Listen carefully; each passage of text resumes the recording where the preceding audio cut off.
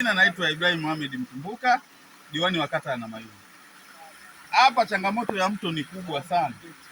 Wanafunzi wengi wa shule iliyopo hapa ng'ambu wanatoka ng'ambu hii, lakini imefika hatua mpaka sasa hivi kipindi hiki cha mvua wanafunzi wengi hawaendi shule kwa sababu ya huu mto, na huu mto ushaua watu wengi.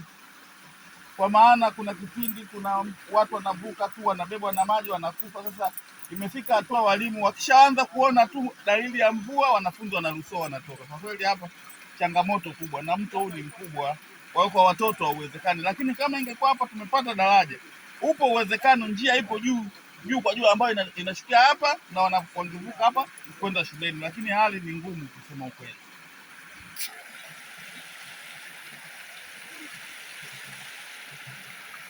Maana hapo wanafunzi zaidi ya 200 wao waendi shule kipindi cha masika.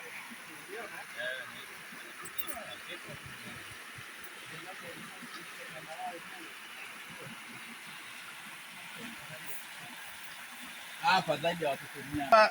Cha kufanyika angalau tungepata daraja la namna yoyote, kwa sababu huu mto mkubwa, uwezekano wa kujenga daraja la miti ni mdogo, na kwa sasa unazidi kupanuka na umezidi kwenda chini. Kwa hiyo tungepata uwezekano wowote wa kutuwezesha hapa tupate daraja hata jembamba kama ya kuweza kupita hata gari moja, kwa sababu wanafunzi zaidi ya 200 masika hawaendi shule, na walimu pia na wao wanaogopa kusema kwamba wakisha kuwepo shule, wakishaanza kuona mvua wabakishe, tatakiwa watafutie kula. Uwezekano huo umekuwa mdogo. Kwa hiyo hapa tufanye namna yoyote, serikali iangalie tuweze kupata angalau daraja la hapa ili watoto waweze kupata elimu vizuri.